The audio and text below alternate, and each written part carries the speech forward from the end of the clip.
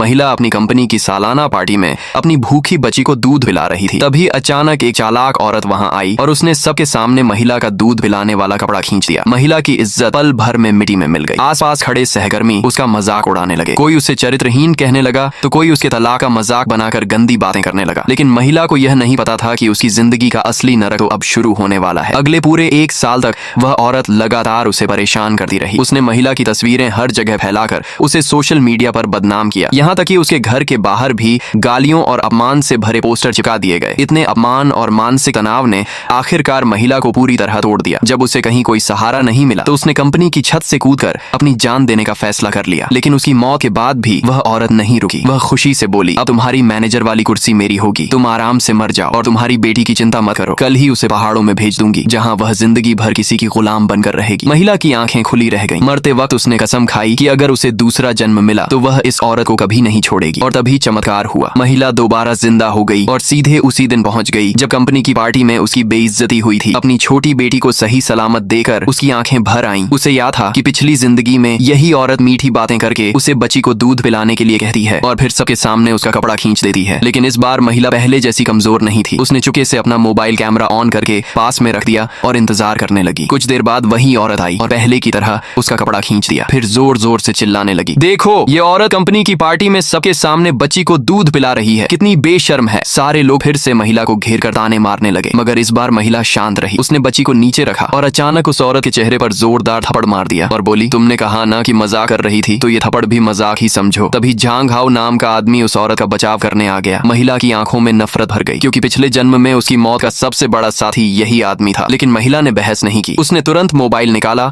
और सबको वीडियो दिखा दिया। वीडियो में साफ दिख रहा था कि उस औरत ने जानबूझकर उसका कपड़ा खींचा था। अब पूरा माहौल बदल गया। जो लोग महिला को दोष दे रहे थे वही अब उस औरत को भला बुरा कहने लगे। मजबूरी में उसे माफी मांगनी पड़ी। लेकिन कहानी यहीं खत्म नहीं हुई। अगले ही दिन इंटरनेट पर महिला के खिलाफ गंदी पोस्ट वायरल होने लगी। लोग उसे ट्रोल करने लगे, उसकी नौकरी और उसके चरित्र पर सवाल उठाने लगे। महिला समझ गई कि यह सब उसी औरत की चाल है, मगर इस बार उसने चुप रहने के बजाय कानूनी रास्ता चुना। दूसरे दिन ऑफिस पहुंचते ही वह औरत और झांग हाओ फिर उसका मजाक उड़ाने लगे। तभी महिला ने ठंडे स्वर में कहा, मैंने सारे सबूत इकट्ठा कर लिए हैं, पुलिस में शिकायत भी दर्ज हो चुकी है, पोस्ट डालने वाले का IP एड्रेस ट्रेस हो चुका है। ये सुनते ही दोनों के चेहरे का रंग उड़ गया। तभी कुछ पुलिस वाले ऑफिस में आए और सीधे उस औरत का नाम लेकर बोले कि उसे पूछताछ के लिए चलना होगा। पूरे ऑफिस में सनसनी फैल गई। पुलिस ने साफ कहा कि सोशल मीडिया पर झूठी बातें फैलाना और किसी को ऑनलाइन परेशान करना एक अपराध है। अब वह औरत सच में डर गई। रोते हुए महिला से माफी मांगने लगी और बोली, मैंने गुस्से में आकर ऐसा किया था, मुझे माफ कर दो। लेकिन झांग हाओ अभी भी अपनी गलती मानने को तैयार नहीं था। वह उल्टा महिला को ही दोष देने लगा। इस बार महिला बिल्कुल नहीं पिघली। उसने सबके सामने कहा, जब मुझे